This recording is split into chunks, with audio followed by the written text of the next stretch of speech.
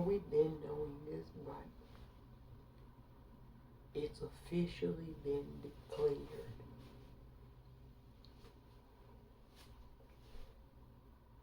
Rudy Giuliani, the former mayor of New York City, through his legal counsel, put out a statement saying that his claims about Ruby Freeman and Shea Moss were knowingly false. Translation, he lied. If you all remember, he was the president at the time's lawyer, former President Donald J. Trump. He was his personal lawyer. And you all remember there was a tweet on now X, formerly known as Twitter, by the former president, where he made aspersions and erroneous allegations that these two women had committed rampant voter fraud. No proof was ever provided, yet the allegation was repeated ad nauseum over and over and over again. These women were tortured through this depiction of them being criminals and committing rampant voter fraud. Now, I said at the time, as many of us did, that there was no proof. These were just internet conspiracy theories. And now, today, he's admitted he lied on these women. And here's the kicker, you all. After his admission of lying, he said that it's protected because of the First Amendment, freedom of speech. Which, ironically, is true.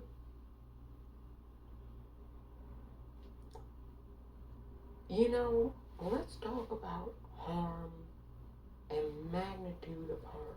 You know, right now we have something going on in our society as well. There was a missing young woman, Carly Russell. She said she had been kidnapped, and there was a little infant on the freeway.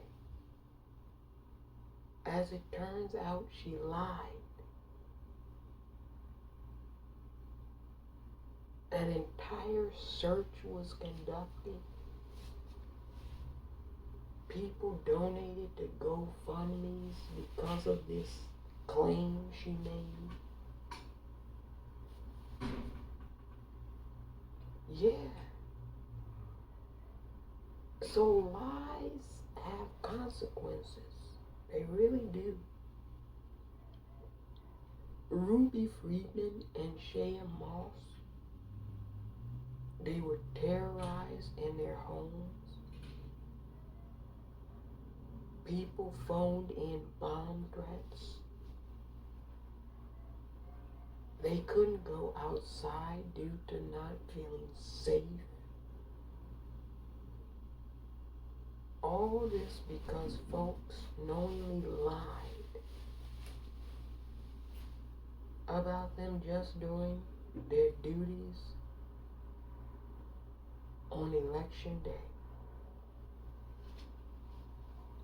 Now, there's something else that's not necessarily being said that I think is important. Why is it that Rudy Giuliani and the former president, Donald J. Trump, chose to single out these two election workers. You know, there are thousands and thousands and thousands of election workers in every jurisdiction all across this country that worked the election in 2020. Why did he single out these two women? Well, I have a theory. I cannot prove this, but I have a strong inclination that this is true. Why they chose these two women.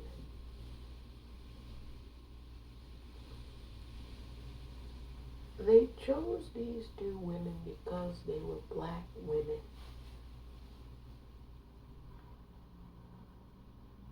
Let me expound on this. You see, in America, it's very easy to demonize black women. Yeah. They're everyone's favorite boogie monster.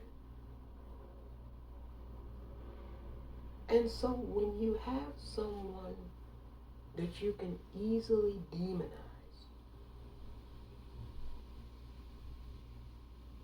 then folks can say, oh, there is some truth to this because it's those folks that we don't like already in the first place. You see, conservatives hate with a passion, capital H, hate black women in America. And so it was very easy to find two individuals who fit a narrative that they wanted to create in the first place. They knew that black women overwhelmingly voted and supported Biden and Harris in 2020. They didn't like that fact. And so they needed to create this narrative that there was some type of rampant election fraud. And who better to pin that fraud on than two black women? Yeah, this is the reason Biden and Harris won. Because the black women were cheating for them. And you know who ate that up like it was the sweetest candy in the world? Racist white men. Who, by the way, hate black women. Yeah. And so you have to know the audience you're speaking to. See, they'll never say this on your media. It's too corporate. Yeah, I know. They won't tell you all the truth. But I don't give a damn that they don't tell you the truth. You have to know your audience. And Trump and Giuliani, they knew their audience. They knew they were speaking to white supremacists who were frustrated that they didn't get the outcome they wanted. And so they needed some type of narrative crafted, very specially choreographed, tailored as to the reason they didn't get the outcome they wanted. Enter Ruby Freeman and Shan Moss. This mother-daughter duel. They're the reason Donald Trump lost. Black women. Now, in order for a lie to sound plausible and believable, there has to be some truth in it, right? So it was true that black women overwhelmingly didn't support Trump and Pence in 2020. And so it would also stand to reason, according to a white racist man, that the reason their country didn't do what they wanted it to do is because black women prevented it, cheated. Yeah. That was why they picked on Ruby Friedman and Shea Moss. Come on, ABC News, NBC News, CBS News, AP. I know you can do it. You can tell the truth to the citizenry. You all remember a few good men? I want the truth. You can't handle the truth. Many Americans can't handle the truth. Yeah. They can't stomach it. But that's why they did it to Ruby Freeman and Shea Moss. They needed two faces, two scary looking faces to the white supremacist American society. Yeah.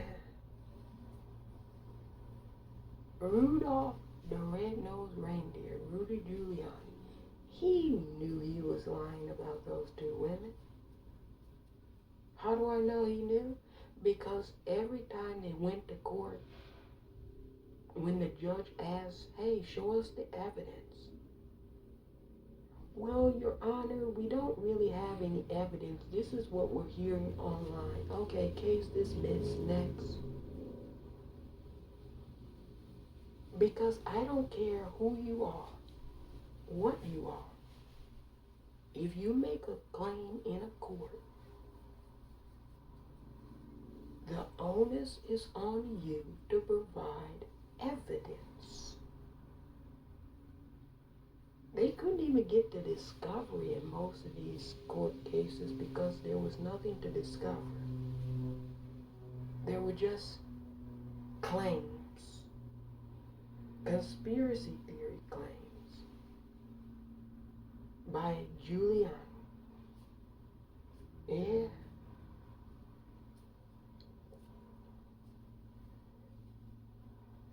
And so these two women decided they were going to sue Rudy Giuliani. And the only reason this has come out is because now his accomplice,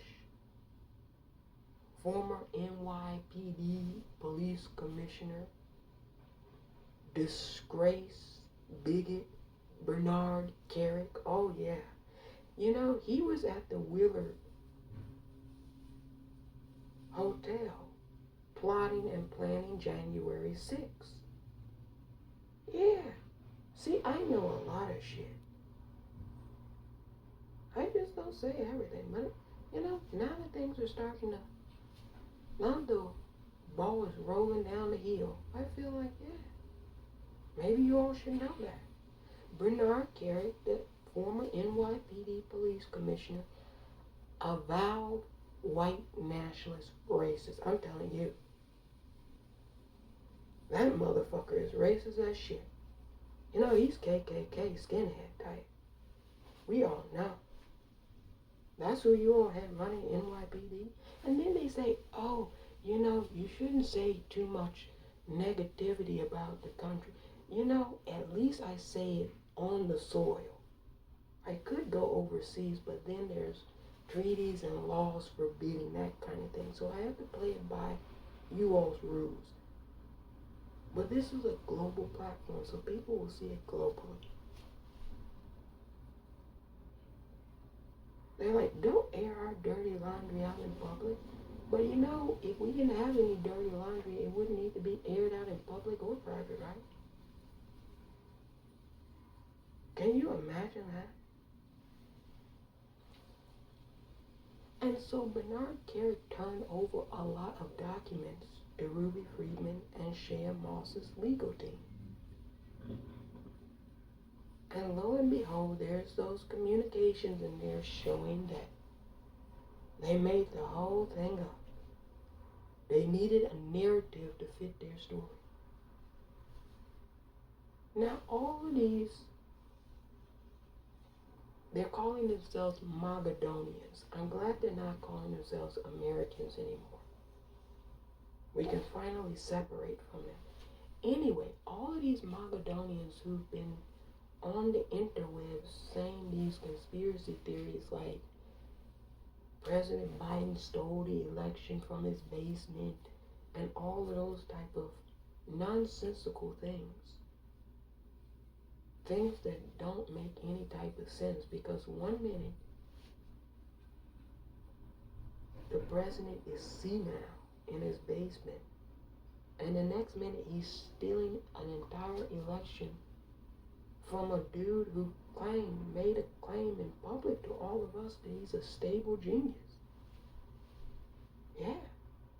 Can you imagine his FBI director, his DOJ, his president,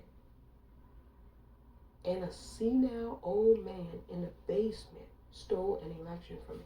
This is what conservatives have been arguing to us for years. I said it doesn't make any sense. I mean, you gotta stick with one story and stick with it, and it's gotta make some sense. So that's why I never believed the whole 2020 election was stolen.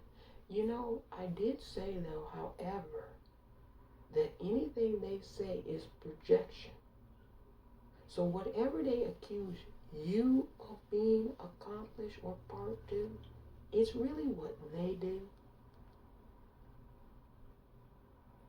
We now know that John Eastman, members of Congress, they concocted a scheme to steal the election after they lost. You had Patrick Barnes, the CEO of Overstock.com,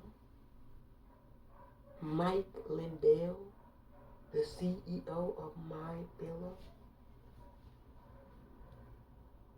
Congresswoman Marjorie Taylor Greene of Georgia.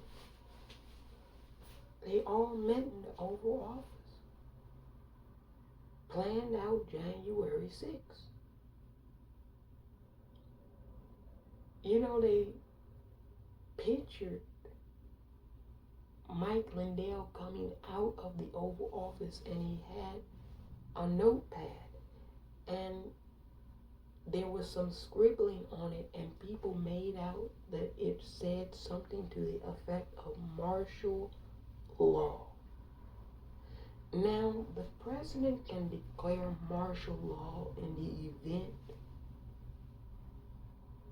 of some type of siege in the country. And so what I suppose they had cooked up and concocted was to create an event, January 6th, have his supporters storm the Capitol building, and then declare martial law, meaning that he would remain president in perpetuity. Yeah. He was hell-bent on staying in there no matter what. That's what January 6th was really about. It wasn't about delaying the certification. It was about nullifying and thwarting the certification. Period. So you all, the corporate media, you should really stop saying it was concerning delaying the certification. That's not what the scheme was. It was about thwarting and nullifying the certification. Because he had no intentions of leaving. I knew that prior to the election. You all remember in the summer of 2020, as COVID was raging, racial animosity was rampant and out of control. Lynchings were occurring, hate crimes were happening everywhere. People were protesting in the streets. And you remember the president at that time, the lunatic from Mar-a-Lago, said, you know, I don't even think we should have an election. You remember him saying something to that effect? He said, I don't even think we should have an election. They were talking about mailing out the ballots. And he said, if it were up to me, we wouldn't mail out any ballots. We wouldn't even have an election. And I'm like, well, you know you're up for re-election this year, right? Yeah, if that wasn't dictatorship 101 type of thinking and commentary. I don't know what was. When I heard that, I said, he's going to do everything in his power, regardless of whether he loses or not, to stay in that 1600 Pennsylvania Avenue. Yeah. And so what they wanted to do was terrorize our legislators in the daytime and then go throughout D.C. at night in the neighborhoods and lynch black Americans. It's all on Parler. They got all of the commentary. And so that's why I'm not willing to really entertain or listen to anybody talking about January 6th and how they didn't know what they were gonna do. Those folks knew full well what they were intending to do. You know, they had cases and cases and cases of guns and ammunition in a hotel room outside of Virginia. Yeah, right outside of D.C. in Virginia, they had cases of guns. They got the videos of them bringing in cases and cases and cases. AR-15s, just guns and ammunition. Yeah. Prior to January 6th. A lot of us knew about that before January 6th. I was well aware. We started getting prepared. I can only speak for myself, but others too. We started getting prepared in the summer of 2020. We knew what this was. When they announced COVID in December of 2019, when we started hearing reports out of Wuhan, I said, let me get ready. Because I knew what it was. And I knew what it was going to be. Not just here, everywhere. We all knew what was coming. And I tried to tell you all, get ready. If you're not ready, get ready.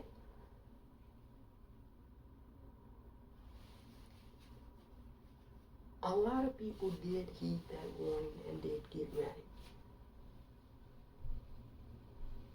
Yeah. So me personally, I've been ready to rock and roll. There's always been a very sick, demented element in the American experiment in this country. You can't have a genocide of the indigenous Aboriginal people. You can't have the enslavement of millions of people take place for centuries and not have sick and demented people in your republic. People want to say COVID is the be-all and end-all for all of this. No. If anything, COVID just revealed what was already present. That's it.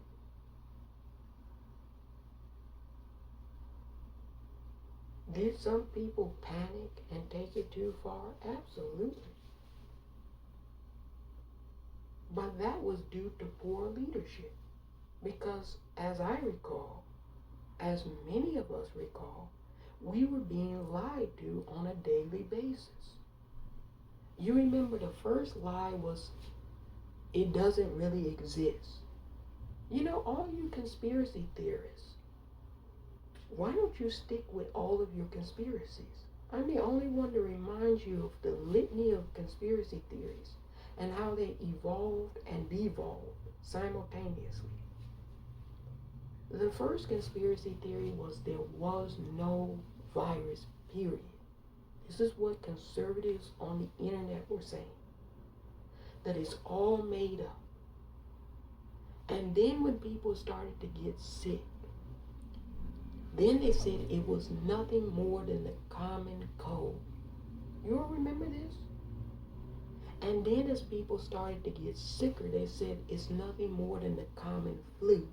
The president was repeating all the conspiracy theories that conservatives were regurgitating on the internet. Period. He was on Twitter looking at what his base was saying, and then he would go out and repeat the shit to us. Now, I knew they were conspiracy theories and bullshit when he was saying it. But the general society didn't know because they didn't have very much information. And then as all of this is going on, we start to hear about a man by the name of Ahmaud Arbery in Brunswick, Georgia. Rest in peace to Ahmaud Arbery. They lynched that man in broad daylight in Brunswick, Georgia. And then they said racism doesn't exist in the American society. They love to tell us that. They love to try to gaslight us. Like, you can tell folks that just got over here a second ago whatever you want. But bitch, I've been in this bitch ass joint from the beginning. So you can't tell us anything. We all know.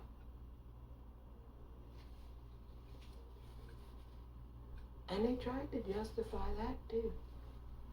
You had a YouTuber at the time, conservative Canadian YouTuber, Stefan Molyneux. Yeah, I was watching all kinds of stuff at the very beginning of COVID. Oh yeah, I was watching all of it. Just monitoring.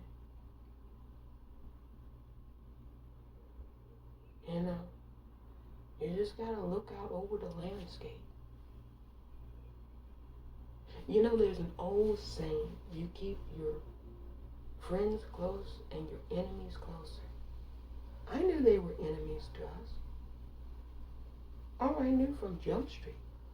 But I wanted to watch and see what they were saying, so we could prepare ourselves. And so Stefan Molyneux justified this lynching of Ahmaud Arbery. He said he might have had a weapon at first. No weapon recovered. Then they said he might have stolen something from the home that was under construction. The homeowner came out and said nothing was missing, nothing was stolen. And then when all of those lies evaporated, you know the last lie Stefan Molyneux decided to tell his hate-filled white nationalist, white male audience? Yeah, that's who watches that bullshit. You know what lie he finally decided to tell those folks? Ahmaud Arbery shot himself. When he tussled for the rifle, he pulled the trigger himself and shot himself. Yeah.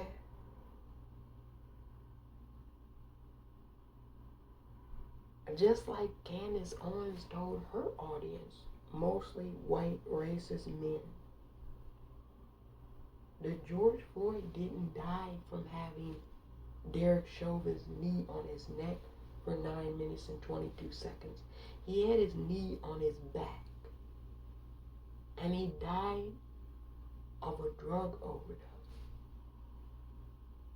Yeah. Even though George Floyd doesn't seem to be overdosing when he's talking to the officers, when he's in the back of the car, he's complaining about having a phobia, about being in tight and small spaces, not overdosing. Not overdosing when he's initially on the ground.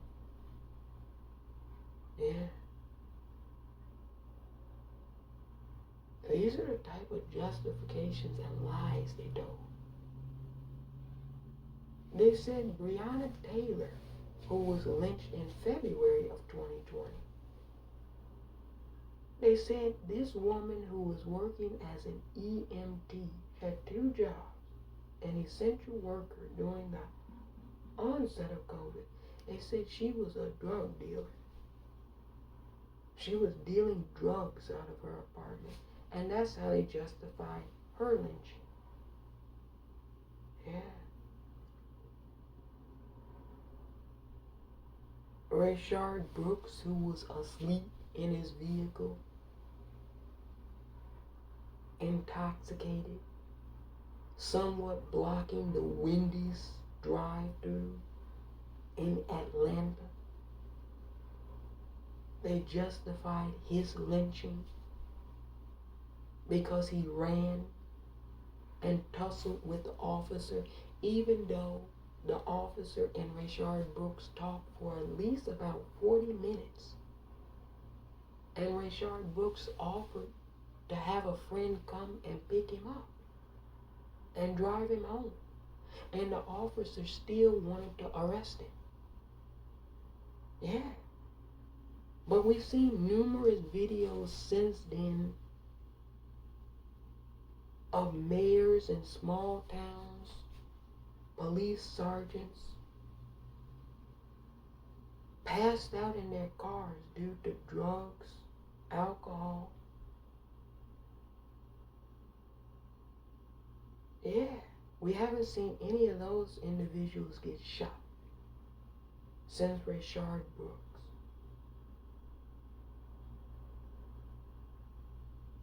And see, that's how the universe works. When you do that type of evil to other folks, it comes back around to you invariably. They think we don't see it, but we see it. They see all of it. And so with all of this going on and COVID, you have the president's lawyer, Rudy Giuliani, conveniently decided that he wanted to find individuals responsible for this supposed fraud that occurred. You had individuals like Dinesh D'Souza make things that he called a documentary. Look, that wasn't a documentary. That was just a whole bunch of conspiracy theories put into a video. And none of those conspiracy theories could be substantiated. There was no evidence, none of it. You know, they said the Chinese had bamboo in the ballots. They said that there was an Italian spy that transmitted election information from Italy. They said Hugo Chavez from the grave stole the election. Dominion. They said the Dominion company was responsible. They just said a whole lot of different shit. You know, it's like you just throw a whole lot of mud up against the wall and see what sticks. That's what we were dealing with. And then they went to targeting us as citizens. They said because the Secretary of States in these states certified the elections, they were criminals.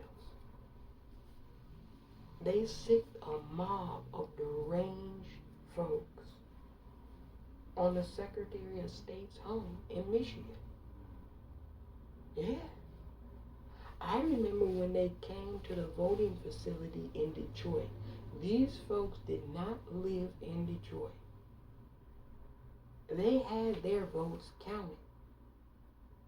They lived in Michigan, but they had their votes counted already.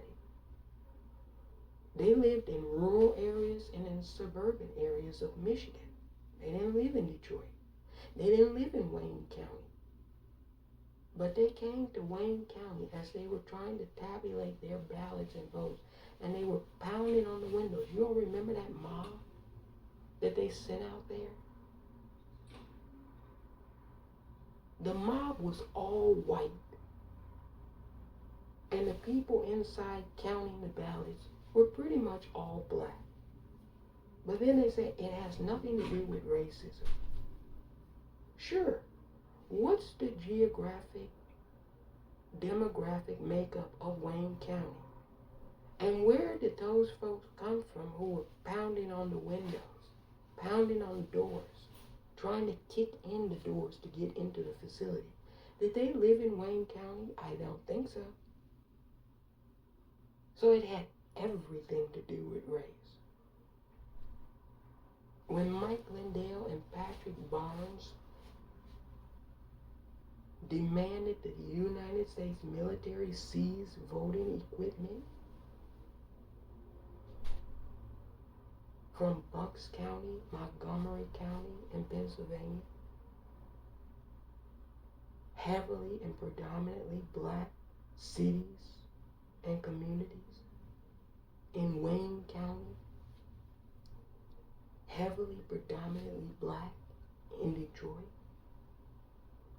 Fullerton County, heavily predominantly black in Atlanta, Gwinnett County.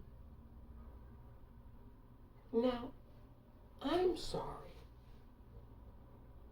I don't have to be a rocket scientist to see this kind of trend and trajectory. The areas they wanted to seize the voting equipment in just all happened to be predominantly black communities. But it had nothing to do with race. Well, did it have anything to do with those particular counties went overwhelmingly to Biden and Harris? And black people just so happened to vote overwhelmingly for Biden and Harris? Could that be some type of correlation there? Yeah. And so they wanted to use the military to seize and erase folks' voting records in the 2020 election. And the justification they used for all of that was that there was illegality committed by Ruby Freeman and Shea Moss. But when they went to court,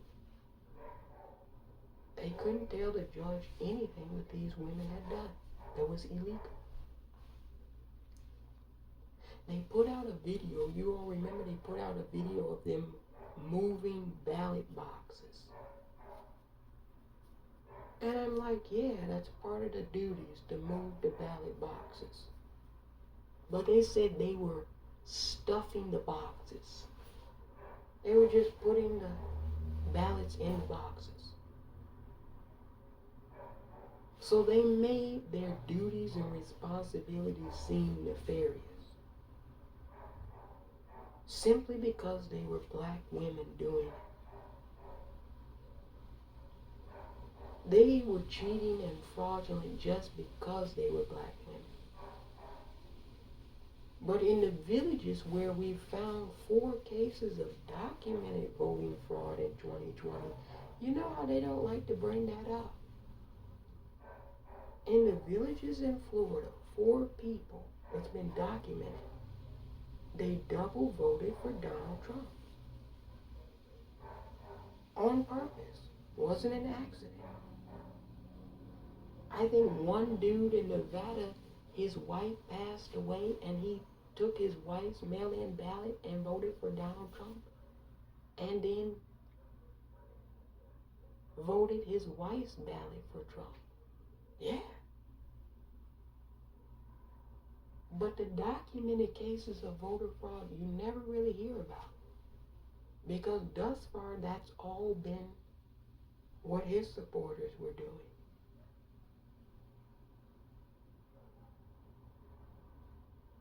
You know, if they tell you, meet me in a basement, you're going to be sworn in as official elector. But you got to meet me in a basement to do it. Doesn't sound like an official proceeding, does it now? So they had members of the Republican Party, committee members in certain states, forge government documents claiming that they were official electors of the state when they weren't. And they were certifying that the state voted for Donald Trump when the state didn't. Yeah. So thus far, all the schemes and the plots to steal the election were committed by Trump and Pence. That's what the evidence shows. Yet Ruby Freeman and Shea Moss were terrorized by domestic terrorists. Yeah, they're domestic terrorists. Yeah, that's what they are. They love to call other people who disagree with them names, but when they actually get caught in the act red-handed, they don't like the names we ascribe to them. It wasn't an insurrection, and what the hell was it? You know, you had one senator who's still a senator. I don't know how that's the case, because he tried to perpetrate that too. You all know who I'm talking about in Wisconsin. He said he wasn't really afraid of them folk. But he said if they had been part of Black Lives Matter, I would have been a little nervous. Yeah, we know. We know. Them were your fault. But see, many of us who disagree with them, we're not going to storm any Capitol buildings or do all of that. You know, in 2000, the election was closer, more contentious, and it was actually in the court system far longer. And you didn't see Al Gore's supporters storm any Capitol building because they didn't get the outcome they wanted. Sure, there were mass protests at the inauguration, but people didn't storm the Capitol. Objections were raised by members of Congress, but they weren't substantiated. And when Al Gore presided over the Senate, he reinforced the folks the rules. Yeah, here it is, the vice president telling his own members of his own party, you have to have a signatory of a senator in order for this to go through. Meaning there are rules to this. You just can't do whatever you want to. You just can't claim that a vice president can unilaterally determine who the president is, as the lunatic from Mar-a-Lago tried to force his vice president to do.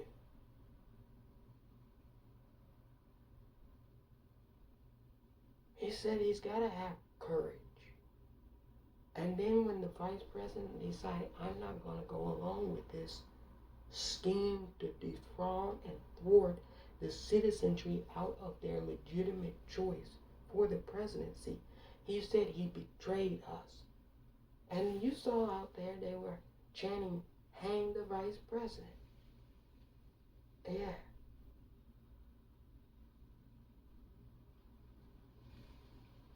Y'all, who brought that noose and gallows? You know, that picture is never going away. I'm going to use that picture for as long as I'm in existence, because that's the scum of what they are. That's who they are. They brought a noose and a gallows onto the Capitol grounds. You know, they're still looking for the folks that did that. Come on, who brought that noose and gallows? Yeah, I tell you who. The Crusaders. The great white evangelical community brought the noose and gallows. That's them. That's the folks that used to hang people from trees. Oh, they don't like me telling you all that. That's shocking. That's too much for the census. But it's definitely true. We can go to the census books and look at who used to do all that kind of fuck shit. Yeah, we can go. Because back in the day, you used to have to identify your religious affiliation. Do you think they were identifying as being Muslim? Real talk. Come on now. This is not to say that every Muslim cleric is sweet and holy. But we're talking about America. See, this is why we can't have honest discussions, because people don't want to be honest. So I'm not talking with folks who don't want to be honest. I'm not doing all that. We all know who them folk were. All of us do. We know it was them. Now, if they're bold enough to do it, all I say is take credit for it. Come on, don't be a wimp. Say it was you. Raise your hand. You see this, I take credit for it. I strongly and emphatically tell you, I want nothing to do with you. I despise you. I come from a lineage of people who fought against you. Yeah, so I take credit for my shit. Come on, you all, take credit for your shit.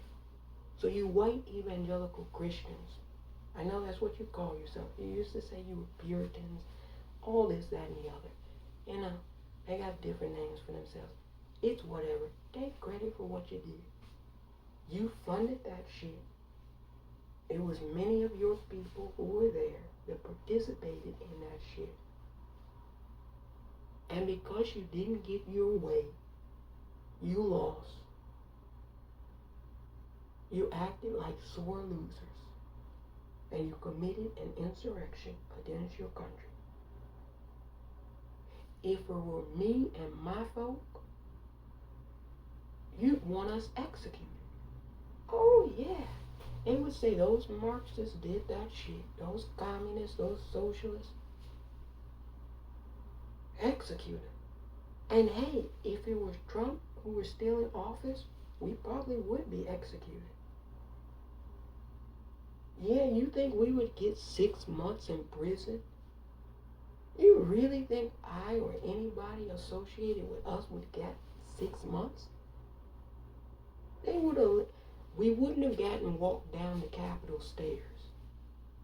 They wouldn't have let us get back onto Charlie Kirk's buses from Turning Points USA. No. They would have mowed us down on the Capitol grounds. And then the president would have come before the American citizenry and said, I had to kill all those folks because they tried to attack democracy. Yeah, the Black Lives Matter protesters, 95% of the protests, I think they surveyed and said were peaceful. And you see what the retaliation was by the local police. Yeah. We had jackbooted thugs shooting stun grenades, rubber bullets, tear gas at folks. You all remember Ferguson? The heavy artillery they brought out? We didn't see any of that on the Capitol when they attacked the Capitol. So we know it's a double standard. We know it's an unequal treatment of justice. You don't even have to tell me. The former president said if you attack a national monument,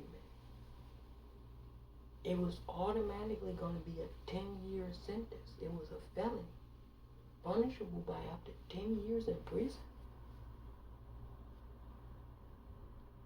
I kind of thought that the Capitol building was a national monument. Shouldn't everybody that spread feces and walked in with Confederate flags, shouldn't they have gotten 10 years minimum? Yeah, why are people getting like 3 months? Yeah, I don't know. Well, I do know they have the right complexion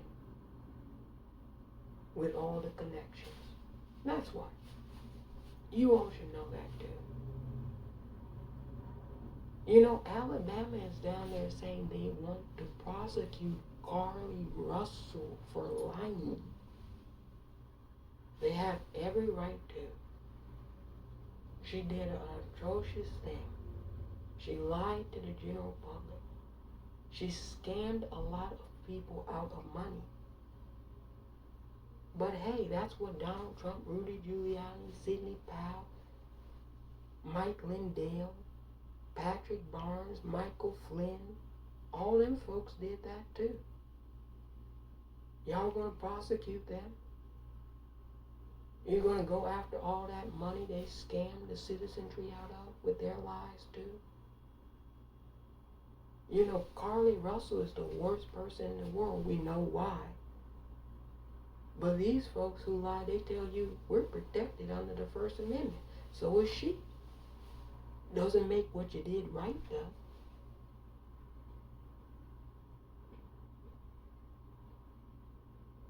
And I tell you what, Rudy Giuliani's lie caused more harm and damage to this country than Carly Russell did. That's for damn sure. So you all will villainize a young woman going through some type of mental health crisis and act like she's the worst person in America for lying to the citizenry.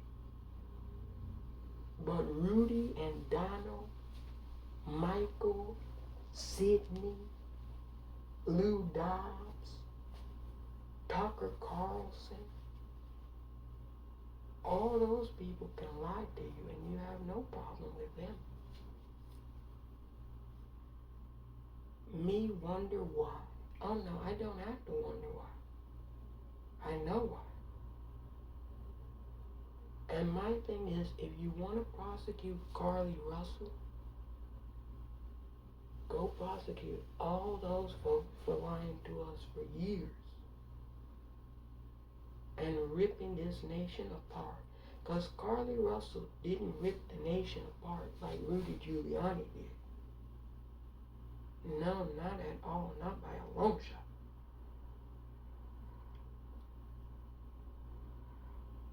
But that big lie that the election was stolen and you were supposedly stopping the steal, you know who came up with that? Ali Alexander.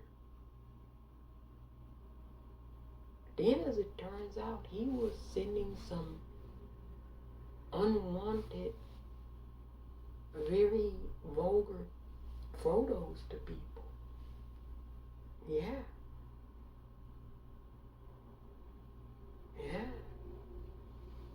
Go ask about it. Roger Stone. He cooked up the Stop the Steal lie in 2015. He was ready to go in 15 if the lunatic had lost to Hillary Clinton. He said he was ready to start the Stop the Steal shit then. So they always knew that Trump was very unpopular by the broad base of this country. But that didn't stop him. That doesn't matter. They had a narrative and they were going to run with it. And all you really need to have in their narrative is a disdain for black women. That's it. If that's your focal point, if that's your selling point, it's going to work every time. 10 out of 10 times it's going to work in America. And it worked like a charm with them. They wanted to believe every lie because they're liars. Yet Carly Russell is not the only American liar. A lot of Americans are liars.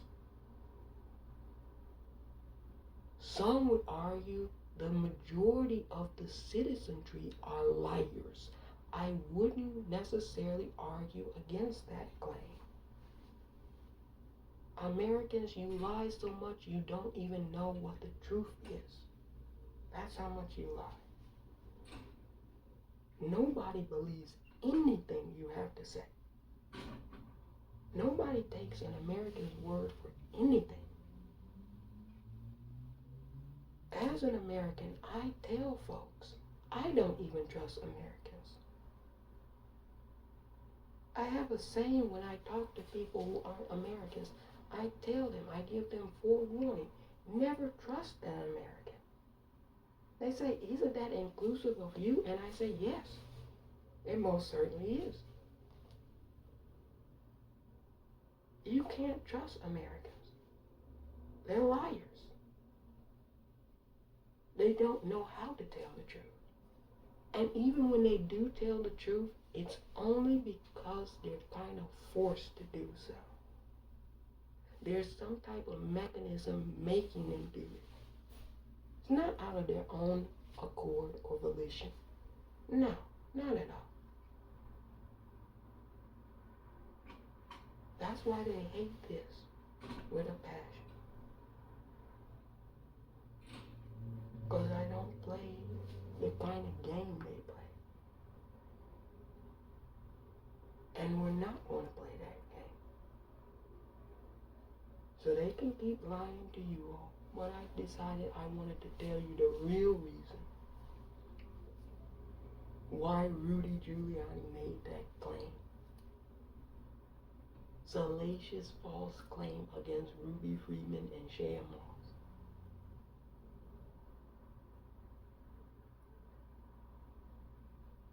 They fit the entire narrative perfectly. They were the most hated, villainized people in the country. Black women. And all you have to do is tell racist Americans that black women are the culprit in anything. And it works like a charm every time. Yeah. Can you imagine that black women are responsible for the election fraud in 2020? Two little women working as election monitors or judges. And they were terrorized. Yeah, terrorized. Are the folks who terrorize these women going to offer these women an apology? Hell no. They'll never call them, the folks who call them bomb threats to their homes, they'll never call them and say, hey, I'm sorry.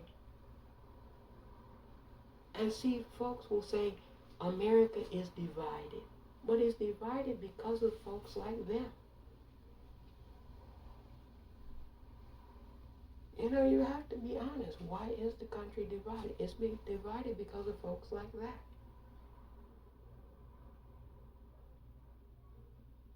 People who knew they didn't have any evidence, deciding they wanted to frame and subjugate and tar and feather folks who they just don't like in the country. Yeah. The narrative was already baked in the cake. They just needed the perfect individuals to create the narrative. And they found it with them. Think about that. The sitting president of the United States at that time pointing to two citizens and saying they're responsible for why he didn't get reelected. No proof, nothing. And then his own personal lawyer, attorney, deciding to go all around the country on every major news media outlet in the country and make salacious and false claims about these women. Look, I hope they sue him to oblivion and beyond. I hope they sue the Trump estate. Go after all these people. And I told the citizens of these places, these jurisdictions, you have a claim too. They tried to disenfranchise you. Take away your right as a citizen. Yeah, you have a legal claim. So get a lawyer and sue them. Yeah, sue all of them. Every last one of them needs to pay for what they did. It shouldn't just be left to the federal government to try to seek restitution. Hell no.